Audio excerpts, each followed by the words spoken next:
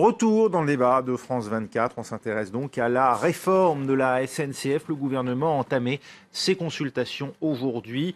Dirigeants et syndicats du géant ferroviaire national reçus à Matignon et au ministère des Transports. On n'en sait pas plus pour l'heure, si ce n'est bien ce rapport que d'aucuns décrivent comme explosif, dévoilé la semaine dernière, celui de Jean-Cyril Spinetta. Pour en parler, à mes côtés, j'ai le plaisir d'accueillir Jacques-Marie Lossian, député de la 7e circonscription des Hauts-de-Seine. Vous siégez au sein du groupe La République En Marche à l'Assemblée.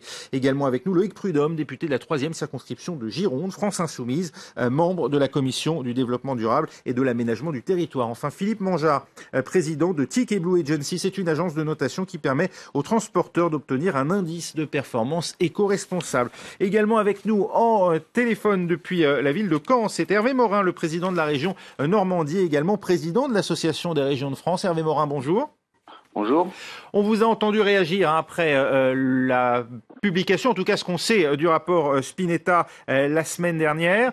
Pour vous, eh bien, l'idée de supprimer des lignes jugées peu rentables, ou en tout cas d'en transférer la charge aux régions de France, ce n'est pas acceptable? Tout d'abord, il faut tordre le cou à quelque chose qui serait qu'il y aurait des lignes rentables. Parce qu'il faut savoir que quand vous achetez un billet de train, il est dans tous les cas de figure, dès lors que ce sont des trains régionaux, ils sont très largement subventionnés. Globalement, les recettes, pour vous donner un exemple, les recettes des billets de train sur l'ensemble des trains régionaux en Normandie, c'est, je vous dis ça de mémoire, mais c'est 20 à 25% maximum. Donc en clair, quand on commence à dire qu'il y aurait des lignes pas rentables, il n'y a pas une ligne rentable. Bon, ça c'est la première chose. Est-ce que c'est une fatalité? Est-ce que ça doit durer, vous qui êtes un libéral? Attendez, laissez-moi finir. La deuxième, c'est que quand on parle de lignes peu fréquentées, on parle de quoi? On parle de lignes qui sont absolument stratégiques pour des territoires entiers. Pour ceux qui connaissent la Normandie, ont été ainsi qualifiées de lignes, ce qu'on appelle les lignes 7 à 9, des lignes comme le Alençon-Le Mans, c'est-à-dire une ligne qui est absolument majeure à la fois pour Alençon et pour Le Mans, qui représente deux villes de plusieurs dizaines ou centaines de milliers d'habitants. C'est aussi le Paris-Grandville. Et donc on voit bien que derrière cette idée qu'il y aurait des lignes où il passerait simplement qu'un train de temps à autre qui serait quasiment du domaine de l'anecdote, on raconte des blagues.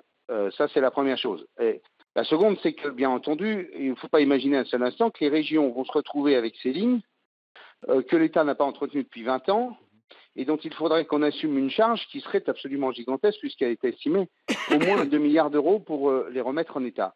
Et donc, ce qui est clair, l'État promet 1,5 milliard d'euros pour remettre à niveau justement ces lignes, ça vous rassure? J'ai eu des conversations avec Elisabeth Borne. Oui.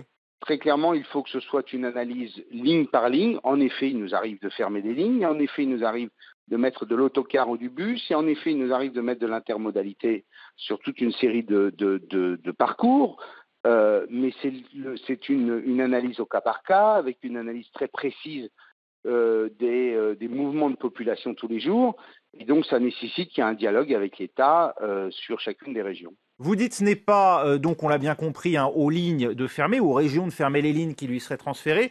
C'est à la SNCF d'être plus compétitive? En clair, on a un coût de transport qui est d'environ, au minimum, alors il y a des analyses en tout genre, mais disons au minimum de 50% plus élevé que la Deutsche Bahn. On sait que dès lors qu'il y a l'ouverture à la concurrence, il y a nécessairement une pression sur les prix, puisqu'il y a des organisations nouvelles qui se mettent en place. Et donc une grande partie du débat, c'est comment l'État et les régions dégagent des marges de manœuvre suffisantes pour investir dans notre réseau ferroviaire, parce que le coût du transport est moins élevé. Je vous le disais, une ligne, je vous prends par exemple Rouen-Dieppe, qui est une ligne importante en Normandie. Globalement, plus de 80% du coût du billet est une subvention, du coût du billet réel. Ça veut dire qu'il y a un problème de tarification, il faut relever les prix? Bon non, parce que vous avez derrière ça des compatriotes dont le pouvoir d'achat n'est pas considérable et toute augmentation importante du trafic, ce serait alors là la mort pure et simple du ferroviaire qui a pourtant un avenir. Et donc clairement, comment vous faites? C'est à la SNCF de serrer la ceinture? Il faut qu'on ait des coûts moins élevés, qu'on ait des coûts comparables aux autres compagnies ferroviaires européennes, c'est-à-dire des coûts d'au moins 50% inférieurs, qui nous permettra de dégager des marges de manœuvre suffisantes pour investir. Merci beaucoup Hervé Morin d'avoir répondu à nos questions. Loïc Prudhomme, comment on baisse les coûts concrètement? Il y a deux sujets qui sont abordés dans l'intervention de M. Morin. Le premier, c'est la dette. Il parlait de la Deutsche Bahn. Je rappelle quand même que l'État allemand a effacé la dette de la Deutsche Bahn. Donc la première chose à faire, et ça aurait dû être fait depuis bien longtemps, c'est ça qui plombe aussi depuis longtemps cette entreprise, c'est d'effacer la dette. Oui, alors, ça veut dire que ce jour-là, on ne respecte plus du tout les accords de Maastricht. Ah mais c'est bien le problème, c'est que c'est l'Europe qui nous contraint avec ses logiques. Oui, mais l'Allemagne, pour le coup, a effacé la dette de la Deutsche Bahn sans sortir des clous. Peu importe, je dirais, il faut le faire. Sans ça, de toute façon, on n'arrivera pas à faire quelque chose de correct en termes d'aménagement du territoire. Et quant au problème de rentabilité des lignes, je dis à un moment, il faut prendre un petit peu de hauteur, sinon on va faire des comptes d'épicier toute la soirée sur savoir quelle ligne est rentable ou pas. Absolument. Parce que ce dont on parle jamais, c'est quand même les externalités négatives de tout le transport routier, et je pense qu'on va pouvoir en parler. Ça veut dire les effets non financés de l'activité du transport routier. C'est-à-dire que tous les gens, tous les gens et toutes les marchandises et non qui pris en pas, compte donc économiquement. Oui, tous les gens et toutes les marchandises qui ne passent pas par le rail nous coûtent aujourd'hui 101 milliards d'euros par an en pollution de l'air, d'accord ? Et c'est 48 000 morts prématurés pour le pays. Non, mais bien sûr, donc, voilà, ça, c'est un autre débat. Ça plombe pas les comptes de la SNCF. Non, mais c'est pas un autre débat. C'est quelle est la politique de transport que l'on veut sur ce pays, et quels moyens on y met. Est-ce qu'on accepte de dire finalement la route c'est moins cher parce que les camions ne payent pas leur péage à la hauteur de ce qu'ils devraient, et puis on se satisfait de 100 milliards. Ça n'explique pas que la SNCF soit plus chère et moins rentable que les autres, vous voyez. Mais je vous ai parlé de la dette déjà. Donc effaçons ça. Et après on peut rénover effectivement les infrastructures et avoir effectivement des vitesses commerciales qui sont plus élevées, de la ponctualité et retrouver du trafic. Et c'est pour ça que vous voulez faire grève ? Et aussi, on est sur un modèle économique, il faut à coût décroissant. C'est-à-dire que on a quand même une infrastructure avec des besoins de capitaux qui ont été mis au départ, et plus on fait rouler de trains, moins c'est cher. Donc quand on voit Géodis qui sort des trains pour les mettre sur des camions, mais voilà comment on augmente les coûts. Parce qu'il faut ramener les trains sur des rails, parce qu'on est à coût décroissant. Plus on fait rouler de train, moins ça coûte cher. Philippe Mangeard. Oui, on parle des Allemands. Les Allemands, c'est vite fait. Dans les années 90, tout allait mal. Qu'est-ce qu'ils ont fait ? Ils ont pris une décision. Alors vous savez quoi ? Ils ont mis en concurrence régionalement. Eh ben c'est très bien ce que vous dites. Je vais vous laisser réagir juste après. On va voir un sujet. On a un sujet justement sur l'Allemagne qui permet de bien comprendre ce qui se passe, et je vais vous laisser le commenter juste après. Le coût du kilomètre en France est 30% supérieur à celui de nos voisins. Et dans le cas de l'Allemagne, on l'a dit, les rails ont 30 ans d'âge moyen contre 17 du côté allemand. 17 en Allemagne et 30 en France. 30 ans en France contre 17 côté allemand. D'accord, je l'ai mal dit. On va voir en tout cas le sujet de nos confrères de France 2 qui sont allés voir sur place. Excusez-nous. Sur le quai 19 de la gare de Leipzig, entrée du train régional 110. Rien ne le distingue des autres et pourtant, c'est un train privé. Il est exploité par le principal concurrent de la Deutsche Bahn, la SNCF allemande. L'intérieur est spacieux, moderne, les sociétés privées soignent leur clientèle et elles ne reprennent pas seulement les lignes les plus fréquentées, ce train dessert des petites villes dans la campagne. C'est bien qu'ils maintiennent cette liaison. Il y a des clients pour cela, mais qui vivent dans des villages isolés qui sont très mal desservis. Moi, je dépends de cette ligne. Je fais l'aller-retour tous les jours. Depuis que l'Allemagne a libéralisé le transport ferroviaire en 1994, la Deutsche Bahn a dû céder des milliers de liaisons. Aujourd'hui, il existe 450 opérateurs privés qui assurent 25% du trafic voyageurs, essentiellement sur les lignes régionales. Une concurrence plutôt bien accueillie. Quand il y a de la compétition, ça marche mieux parce que chacun fait plus d'efforts. Et comme ça, les prix restent abordables. Car quand il n'y a qu'un seul opérateur, il peut fixer les prix comme il l'entend. Les régions qui lancent les appels d'offres et attribuent les lignes s'assurent que les prix restent raisonnables et que le service ne change pas. Côté cheminot aussi, peu de changements. Uwe Blaveux travaille depuis 10 ans pour cette compagnie privée avec des conditions de travail similaires à celles de ses collègues de la Deutsche Bahn. Il n'y a jamais eu de problème. De toute façon, les salaires sont négociés avec des accords de branche. Donc dans le privé, les conditions ne sont pas moins bonnes. En général, non. Mais l'Allemagne est loin d'avoir libéralisé totalement ses chemins de fer. Sur les grandes lignes, la Deutsche Bahn est toujours en situation de quasi-monopole. Aucun concurrent n'a vraiment réussi à s'imposer. Ce patron d'une compagnie privée accuse l'opérateur historique de faire de la résistance. Les voies et les gares sont toujours gérées par la Deutsche Bahn. Si on veut ouvrir une ligne, on doit donc demander à la Deutsche Bahn. Et c'est compliqué. Quand celui qui possède les voies est aussi un concurrent, il y a clairement un conflit d'intérêts. Désormais bénéficiaire, la Deutsche Bahn a réussi à encaisser le choc de la concurrence. Mais l'État fédéral a aussi joué un rôle essentiel pour accompagner cette libéralisation. Il donne tous les ans plus de 8 milliards d'euros aux régions pour soutenir le transport ferroviaire local. Une manne financière pour les opérateurs privés. Sans ces subventions, ils auraient sans doute beaucoup plus de mal à être rentables. Voilà. Philippe Mangeard, c'est la concurrence la solution ou bien c'est l'accompagnement de l'État ? Les deux, mon capitaine. Là, parlons du principe très simple de concurrence qui fait systématiquement réduire les coûts de production de 30%. Systématiquement, dans chacun des pays considérés. Et l'Angleterre et l'Allemagne sont passés par des schémas de concurrence pour arriver aujourd'hui à des réseaux bien entretenus et des exploitants qui gagnent leur argent. Quand M. Morin dit il y a 80% du ticket qui sont subventionnés, avec 80%, normalement, on devrait être à l'équilibre tellement il y a de gaspillage. Il faut revoir le modèle d'exploitation. Ça veut dire la fin du statut de cheminot, ça, la concurrence ? Pas du tout. Pas du tout. Pourquoi vous pensez que des opérateurs privés auront les moyens de payer du personnel et d'aligner les statuts ? Il y a plus de 2 ans qu'on a mis en place une convention collective ferroviaire qui marche très bien, qui est à mi-chemin du statut cheminot et chemin du salarié classe. À mi-chemin. À mi-chemin. Oui, mais c'est déjà pas mal. On va voir quand même le statut cheminot. Ce que ça signifie quand même. Vous pensez que le privé aujourd'hui a les moyens ? Alors là, voilà, c'est sur ce qui représente effectivement. Là, ce sont les salaires qui sont dans la moyenne. Mais c'est surtout ensuite. C'est la retraite qui plombe les comptes de cette affaire-là. Il faut revoir le plan de retraite. C'est dans l'agenda de M. Macron l'année prochaine. Il faut revoir qui est concerné par statut de cheminot. Monsieur l'a dit tout à l'heure, il y a des conducteurs, il y a des gens sur lesquels, mais il y en a quand même 52 ans. Hein. Oui. Donc cette retraite. Est-ce que jaloux qui parle de ça C'est bien, on a le droit d'être jaloux, monsieur. Mais c'est qu'on est tellement stupide pour pas prendre le modèle des cheminots. Mais tout le monde va être en retraite à 52 ans. Mais alors il faut quand même tout dire quand on parle du statut et de la retraite des cheminots. S'ils ont une retraite à cet âge-là, c'est parce qu'ils cotisent plus que les autres. Mais monsieur, non. Donc soyons intelligents. Ni de cotisation supplémentaire. Ne dites pas n'importe quoi. Ne dites pas n'importe quoi. Vous ne dites pas n'importe quoi. Les cheminots, mais pas sur n'importe quoi. Ne dites pas n'importe quoi. Il y a une subvention de l'État pour la retraite des cheminots. 42 ans d'activité, ils ont des taux de cotisation qui sont supérieurs et donc ils ont un régime de retraite qui est excédentaire. La pénibilité qui est à l'origine de l'âge qu'on vient de voir aujourd'hui n'est plus la même. Même les syndicats en congé. Ça a évolué depuis. Non, mais regardez, chez les Allemands, on a parlé des Allemands. Ne dites pas n'importe quoi, le régime n'est pas excédentaire, c'est l'État qui verse à la SNCF. Bien sûr que si, il est excédentaire. Bonne nouvelle pour vous, monsieur le cheminot, les statuts cheminots en Allemagne, il y en a 1,3 fois plus qu'il y a 20 ans. Il y a plus de cheminots en Allemagne qu'il y en avait il y a 20 ans. Pourquoi ? Mais pas sur les mêmes conditions.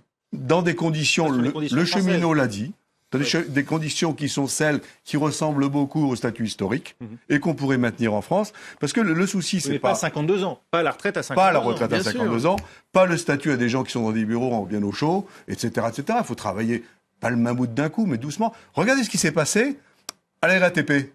La RATP, c'était le même mammouth. On n'en parle plus. Bon, ils ont eu la chance d'avoir une révolution technologique. Prenons la SNCF à ce mot-là. Si aujourd'hui on avait une révolution technologique sur les aiguillages, on a 13 000 aiguilleurs, on pourrait passer à 3 000. Ça ferait 10 000 personnes en moins. Et ça coûterait beaucoup moins cher. Et c'est possible. C'est de l'investissement. Aujourd'hui, il faut que la SNCF fasse sa révolution technologique, sa révolution sociale modérée. Révolution technologique, ça veut dire quoi pour le ferroviaire ? Ça veut dire qu'aujourd'hui, on travaille toujours avec des aiguillages comme il y a 100 ans, qu'on travaille avec des accrochages de wagons comme il y a 100 ans. Ça veut dire un investissement, ça. Oui, mais d'accord, mais l'État est là. Jacques-Marie Lossian... Un investissement n'a pas de limite s'il est rentable. Il sera rentable. Oui, sur plusieurs années. C'est-à-dire que c'est tout le problème. C'est entre l'investissement et le retour sur investissement. Il y a du temps. Est-ce que l'État est prêt des milliards à boucher. Est-ce que l'État est prêt aujourd'hui à s'engager sur 10 ans, 15 ans, la durée nécessaire? J'ai entendu les camarades insoumis nous dire c'est la casse du service public, manifestons, faisons grève. C'est du grand n'importe quoi. Où est-ce qu'on voit l'attaque du service public ? L'État a prévu, vous l'avez dit tout à l'heure, plus d'1,5 milliard d'aides aux régions sur les lignes dites régionales. Oui. Mais surtout, moi je vois le chiffre qu'annonce Madame Dorn, c'est 36 milliards ou 36 milliards d'investissements. Oui. Bon, où est-ce que vous appelez 36 milliards d'investissements la casse du service public ? C'est n'importe quoi. Je donne un exemple. En Allemagne, quel est le coût ? Le rapport Spinetta le dit. Après, on vérifiera les chiffres, mais le budget d'entretien en Allemagne, c'est 1,4 milliard. En France, aujourd'hui, c'est 2,3. Donc, ils dépensent moins. Pourquoi ? Parce que la grande majorité de leurs équipements ont été renouvelés. Oui. Ils ont eu des investissements de l'ordre de 4 milliards par an. Oui. Aujourd'hui, on en est, nous, en France, à 2,7. Donc, si vous investissez, que vous modernisez, eh bien, évidemment, après, vous avez des coûts d'entretien qui sont bien plus faibles.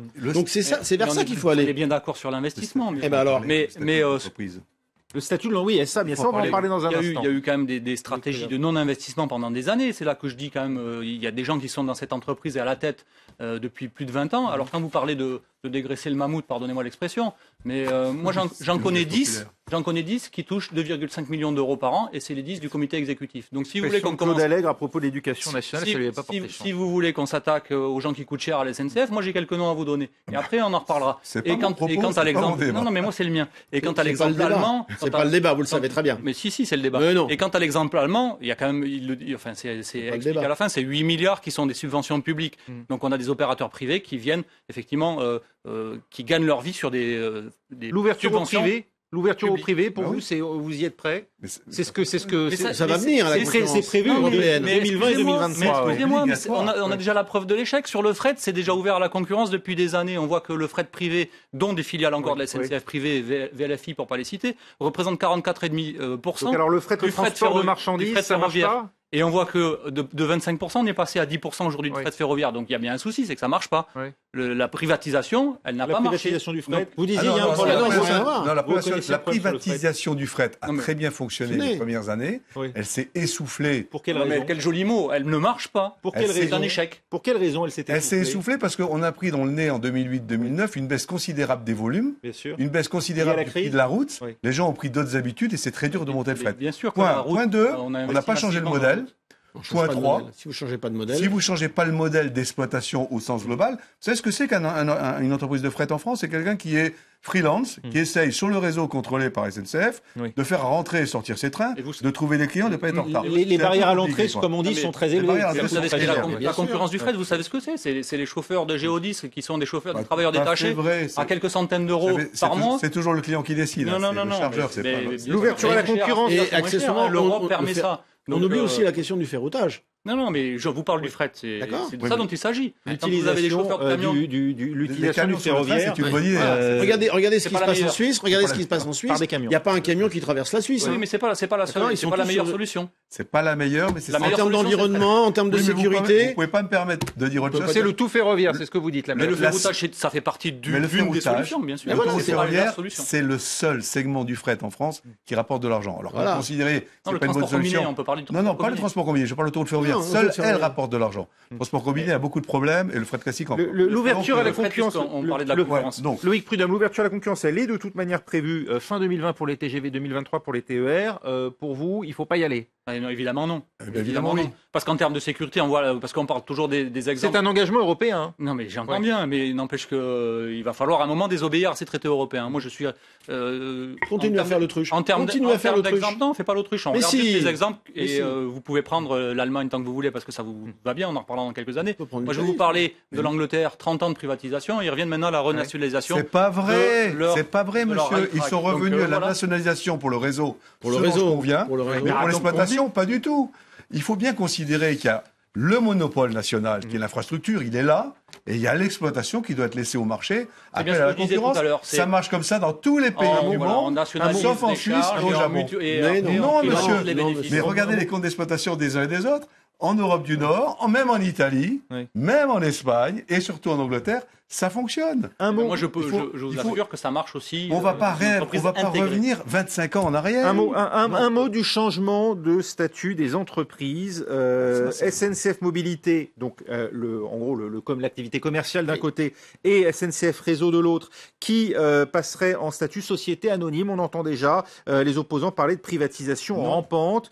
Est-ce que c'est le but ou est-ce que c'est fait pour limiter les possibilités? Alors comme on le dit aussi, limiter les possibilités d'entêtement et responsabiliser les acteurs. C'est quoi la raison? Tout le monde va comprendre. Il s'agit simplement, en ce qui concerne l'exploitant, de respecter le droit à la libre concurrence et à l'égalité de concurrence. Quand vous êtes un établissement public, vous êtes donc adossé à l'État, donc vous pouvez emprunter à 0,5% et vous pouvez faire n'importe quelle bêtise puisque l'argent vient garanti par l'État. Dès que vous êtes en société anonyme, quand bien même vous avez des capitaux publics, vous êtes un emprunteur comme tout le monde et vous êtes à rendre à l'égalité de tous ceux qui auraient besoin aussi d'investir. Juste ce chapitre. Donc emprunter coûte plus cher. En pratique, l'argent va coûter plus cher. Ça vous impose d'être responsable, surtout. Et ben alors, ça, c'est le côté mobilité. Mais sur le côté infrastructure, il n'y a aucune obligation qui vient de l'Europe. Qu'on soit bien clair. Il n'y en a aucune. C'est un monopole de fait. L'Europe n'a rien à dire. Par contre, il y a un type assez intelligent à la SNCF qui s'appelait Monsieur Azema, qui avait proposé, lui, de passer ça en société anonyme à capitaux publics. Pourquoi ? Pour que les administrateurs qui lèvent en permanence de la dette chez SNCF Infrastructure, réseau, soient responsables personnellement s'ils empruntent pour n'importe quoi et pour n'importe qui. Pour éviter les mauvaises n'importe quoi. Parce que qu'est-ce qui s'est passé ? On est passé de 45 milliards, on nous annonce 60 milliards, 70 milliards de dette au réseau. Parce que c'est pas raisonnable. Parce que c'est pas finançable. Vous voulez dire qu'il y a eu de la spéculation comme chez Charbonnage de France sur cette dette ? Non, il y a eu du n'importe quoi. Ouais. Comme dans ses responsabilités. Quand vous n'êtes pas responsable et que ça fait plaisir, ma foi, on a parlé en début d'entretien des gares TGV. J'ai demandé à ce que messieurs Pépier et Janté rendent leur mandat le 7 février dernier en audition de la commission de développement durable. Parce qu'effectivement, ces gens sont irresponsables. Ils ont mené. Non, j'ai pas dit que ces gens étaient responsables. Moi, je le dis. J'ai parlé d'un système dans lequel il y avait des irresponsabilités. Ils ont amené l'entreprise dans le gouffre dans lequel elle est aujourd'hui. Effectivement, il y a moyen de faire autrement. Donc, on peut parler d'un conseil d'administration où il y aurait des responsables de l'État qui financent, effectivement. Il y aurait aussi des usagers et une part des cheminots, qui aurait un conseil d'administration qui prendrait des responsabilités. Le conseil d'administration a ce genre de profil, mais dans ce qui concerne SNCF Infra, il n'y a pas de responsabilité ni des personnes. Je vous parle d'une entreprise intégrée. Et on arrive au terme. Et on arrive au terme de ce débat. En tout cas, merci beaucoup Philippe Mangeard. Merci à vous, Loïc Prud'homme, d'avoir accepté de débattre. Et à vous, Jacques-Marie Lossian. L'actualité continue tout de suite avec un œil sur les médias.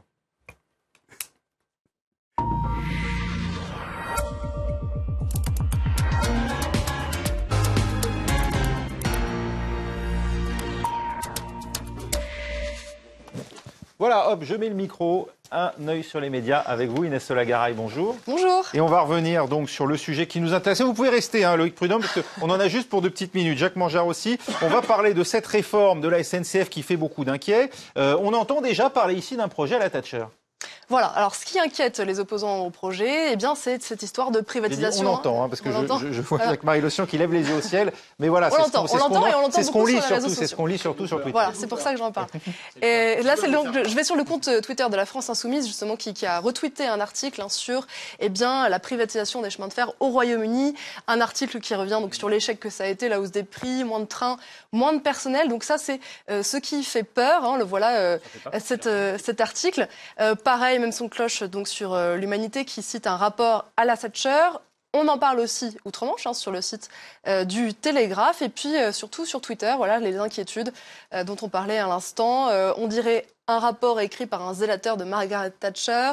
Autre tweet qui va dans le même sens. Voilà un projet qui louche trop sur l'horrible réforme de Thatcher et qui se pose une nouvelle fois la question de quel est l'état du service public anglais. Et puis pour terminer sur ce rapprochement, voilà ce petit photomontage. Vous savez que sur les réseaux sociaux, on en est friand. Voilà une Margaret Thatcher avec le visage d'Emmanuel Macron. Voilà. Pour être honnête, il faut dire qu'il y a eu beaucoup de réformes précédentes échafaudées autour de la SNCF. Donc, voilà, il n'y a pas la paternité, effectivement, uniquement à ce gouvernement. En tout cas, on parle maintenant d'un autre sujet. Ce sont les propos de Laurent Wauquiez tenu devant des élèves à Lyon, Lyon. Lors d'une conférence la semaine dernière, des propos qui ont été enregistrés. Voilà, du coup, on va vers Le Progrès, qui est un journal lyonnais. Il nous parle des propos hallucinants de Laurent Wauquiez, qui est donc le président du parti Les Républicains. En fait, ça s'est passé jeudi. C'est des propos qui ont été enregistrés et diffusés dans l'émission Quotidien vendredi. Et on entend bien au début de l'enregistrement, Laurent Wauquiez dit que surtout, il ne faut pas enregistrer, il ne faut pas retweeter ce qu'il dit, ou sinon il raconterait la même chose qu'il pourrait raconter sur un plateau de télé. Je ne vais pas vous citer le mot qu'il a utilisé, mais bon, en gros, bullshit. Voilà, vous l'avez dit à ma place. Il est présenté au début comme un intervenant apolitique et visiblement, ses propos étaient plutôt très politiques. Tout le monde en a pris pour son grade, à commencer par le président Macron, Gérald Darmanin, Angela Merkel, François Fillon. Bref, il a parlé sans filtre. Tous les dossiers ont été ressortis et le Huffington Post se demande si c'est un dérapage contrôlé ou si c'est un péché d'orgueil. Alors, ils ont interviewé 2 spécialistes en communication politique. Voilà. Alors, l'un dit c'est une opération de provocation hyper réussie. Il a voulu faire du Trump, se lâcher après dire qu'en fait, ça a été dit dans la sphère privée et que du coup, ça n'a pas la même valeur. Un autre dit pas du tout. En fait, il n'y a aucun gain politique à faire ça. Il a dû s'excuser, il a dû se justifier. Et un autre dit encore, finalement, c'est un gros péché d'orgueil. Finalement, il a juste voulu se faire mousser, parler de lui, et puis, se faire mousser sur le moment et pas en dehors donc de cette sphère privée. Alors sur Twitter, on a plusieurs réactions. Christophe Castaner, pour qui apparemment ce n'est pas du tout une surprise, un autre qui dit qu'après un tel épisode, eh bien, il ne peut pas rester à la tête des Républicains. Et puis après, on entend eh bien, la version en fait, des étudiants qui étaient présents à la conférence. Ils ont publié une tribune sur Twitter en disant qu'effectivement, c'était pas en substance, disons que ce qu'il a dit en fait venait en réponse à certaines questions. Oui, en gros, ça a été sorti du contexte. Sorti du contexte, et que finalement, ils avaient assez apprécié le côté pas de langue de bois, et que peut-être il avait répondu voilà, à des questions qui avaient été posées, comme si on l'avait plus ou moins incité à parler de cette façon, sans filtre. Merci beaucoup Inès. Voilà, restez avec nous à suivre dans un instant un nouveau journal sur France 24.